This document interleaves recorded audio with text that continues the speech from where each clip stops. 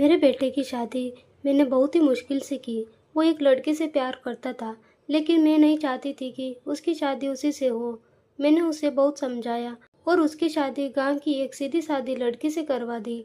लड़की का नाम कीर्ति है। मुझे पता था कि वो लड़की मेरे बेटे और इस घर के लिए बहुत अच्छी है, इसलिए मैंने उस लड़की की शादी मेरे बेटे से करवा दी। कीर्ति हमारे घर में आई। लड़की घरेलू थी, बड़ों का सम्मान और घर का काम करती थी। अभी 10 ही दिन शादी को हुए थे, लेकिन मुझे लगने लगा कि मैंने अपने बेटे की शादी इस लड़की से करवा कर अच्छा किया। मेरा बेटा राहुल भी खुश ही लग रहा था, लेकिन उस रात के बाद मेरी यह सोच बदल गई। एक रात करीब 2 बजे मेरे बेटे के कमरे से चीखने की आवाज़ आने लगी। यह चीखें मेरी बहू की थी। मैंने थोड़ी देर तक सुना, फिर वो चीखना बंद हो गया। राहुल के पिता मेरे पति को यह सब सुनाई दिया था, लेकिन फिर हमने उन्हें रात में पूछना उचित नहीं समझा, इसलिए दरवाज़ा नहीं खटखटाया। सुबह मेरी बेटी भी बोल रही थी कि मम्मी, रात को कौन चीख रहा था। मैंने उसकी बात काट दी, कहा कि कोई नहीं, शायद कोई बाहर से चीख रहा था। मेरी बहू का स्वभाव उस दिन से बदल गया। वो चुप थी सारा दिन। मैंने सोचा शायद पति पत्नी के बीच की कोई बात होगी, इसलिए मैंने कुछ पूछा नहीं। अगली रात फिर 2 बजे वही हुआ। मेरे बेटे के कमरे से फिर चीखने और रोने की आवाज़ आने लगी। इस रात वो आवाज़ करीब 10 मिनट तक चली। मेरी बेटी उठ गई और उसने हमारे कमरे का दरवाज़ा बजाया।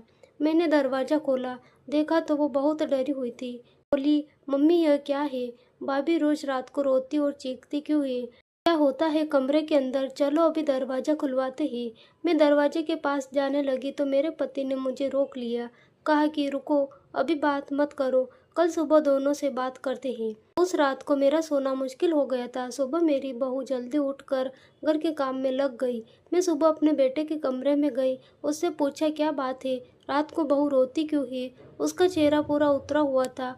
बोला कुछ नहीं। उसकी बातों से और आंखों से साफ दिखाई दे रहा था कि वो कुछ छिपा रहा है। उन्होंने भी उससे पूछा, लेकिन वो कुछ नहीं बोलकर घर से बाहर चला गया। मैंने मेरी बहू से पूछा, वो कुछ काम कर रही थी।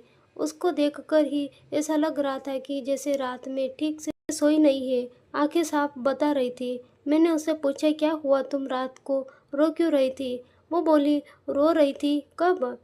नहीं, मैं तो सो रही थी और मुझे तो आवाज़ नहीं आई। आप क्या बात कर रही है? उस कमरे में ऐसा क्या हो रहा था? यह बात या तो मेरी बहू जानती थी या बेटा, लेकिन दोनों ही कुछ नहीं बता रहे थे। पर दोनों के चेहरे से साफ पता चल रहा था कि कुछ है जो यह दोनों छिपा रहे हैं। लेकिन क्या? अब जब भी रात आती मुझे नींद ही नहीं आती, क्योंकि आधी रात को फिर वही होता, बहुत जोर से चीखती और रोती। मेरे मन में कई सवाल थे। क्या होता है उस कमरे में? फिर एक रात करीब 2 बजे मेरे घर में वो हुआ जो मैंने सोचा भी नहीं था। मेरी बहू रात को कमरे से बाहर आ गई। उसके कपड़े कहीं भी जा रहे थे। उसे कुछ होश ही नहीं था। बाल खुले थे और वो घर के चौक में आकर बैठ गई। जोर से चीखने और रोने लगी। हम सभी घर वाले बाहर आ गए। मेरा बेटा भी कमरे से डरा हुआ बाहर आया। बहू की ऐसी हालत देखकर हम सभी डर गए थे। मैंने मेरे बेटे से पूछा कि यह क्या है? वो बोला, बस माँ देख लो, यह रोज रात 2 बजे ऐसी ही किया करती है। मैं आप लोगों को क्या बताता। सुबह जब उससे कुछ पूछता हूँ तो उससे कुछ याद ही नहीं रहता है। बोलती है मैंने तो कुछ ही नहीं किया।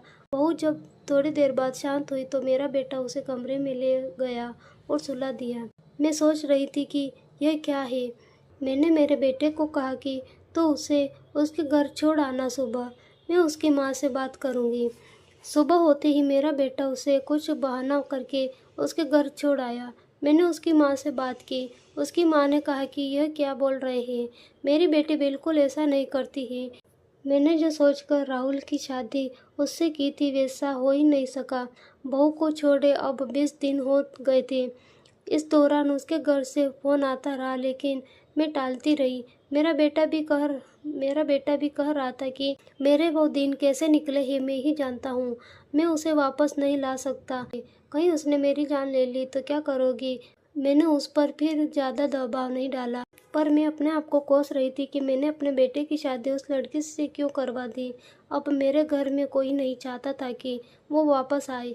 इन्हीं सब बातों में 3 महीने निकल गए। फिर एक दिन अचानक ही मेरी बहू अपने सामान के साथ वापस मेरे घर आ गई। वो आते ही मुझसे कहती है, माँ जी मैं जानती हूँ कि आप मेरे बारे में क्या सोच रही है, लेकिन सच क्या है यह आपको पता नहीं। उसकी बातों से मुझे लगा कि कुछ है जो वो बताना चाहती है। मेरा बेटा घर आया और उसे देखकर गुस्सा हो गया। कहा, यह यहाँ वापस आ गई, मैं अब यहाँ इस घर में नहीं रह सकता, मैं जा रहा हूँ। मेरी बहू ने उसी समय कहा, क्यों सच सामने आ जाएगा इसलिए डर रहे हैं? बताइए सबको सच क्या है? मैं उस तरह से क्यों किया करती थी? बेटा बोला कि क्या सच? सच यह है कि तुम पागल हो और रोज रात उस तरह से करती हो। बहू बोली कि माँ जी आज अगर सबसे ज़्यादा दुखी और परेशान है तो वो और कोई नहीं, मैं हूँ। मैंने अपने पति की बात मानी, उन पर विश्वास किया। मैंने कहा तुम क्या कहना चाहती हो? फिर मेरी बहू ने जो बताया उसे सुनकर मेरे पैरों तले जमीन खिसक गई। वो बोली कि आपके बेटे ने मुझे पहली रात से यह नाटक करने को कहा था, लेकिन मैंने नहीं माना। वो कहते हैं कि हम दोनों अलग बड़े शहर में जाकर रहेंगे, जैसे मेरे घर वाले मुझे नहीं छोड़ेंगे, लेकिन तुम इस तरह का नाटक करोगी तो वो डर जाएंगे और फिर हम अलग रहेंगे। पहले मैंने बोला कि यहाँ सबके साथ अच्छा है, लेकिन फिर जब वो मुझसे बात नहीं करते थे तो मुझे उनकी बात माननी पड़ी। और फिर मैंने जब सब नाटक किया तो इन्होंने मुझे घर छोड़ दिया। मुझे आप सभी की नज़रों में पागल और ना जाने क्या साबित कर दिया। उसके बाद मेरा फ़ोन भी नहीं उठा रहे। मैं उनका वहाँ मेरे घर इंतज़ार कर रही, लेकिन वो नहीं आए।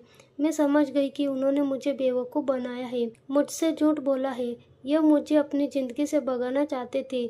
मैं इस बात को समझ गई। अब मैं खुद ही इनसे दूर चली जाऊंगी, लेकिन मैं चाहती थी कि सच आप सभी के सामने आ जाए। मुझे बहू की बातों पर पूरा विश्वास हो गया था। मेरा बेटा बोला, तुम्हें इसे रखना है तो रखो। मेरी शादी तुमने उससे नहीं होने दी जिससे मैं चाहता था, और इस गांव की लड़की से करवा दी। मैं चाहता था कि यह भी यहाँ से चली जाए। तुम परेशान हो, सोचो कि यह मैंने क्या किया। अब भी मैं इसे अपनी पत्नी नहीं मानता।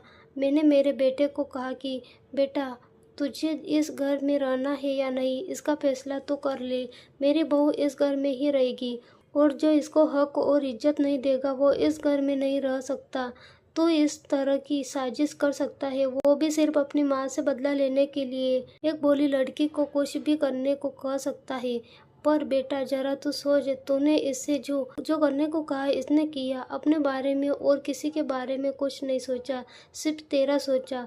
सोच ऐसी पत्नी कहाँ मिलेगी। तू बहुत बड़ा अभागा है जो इस लड़की को छोड़ेगा। मैं बहुत खुश थी। मैंने अपने बेटे के लिए हीरा चुना था, लेकिन शायद मेरा बेटा ही उसके लायक नहीं था।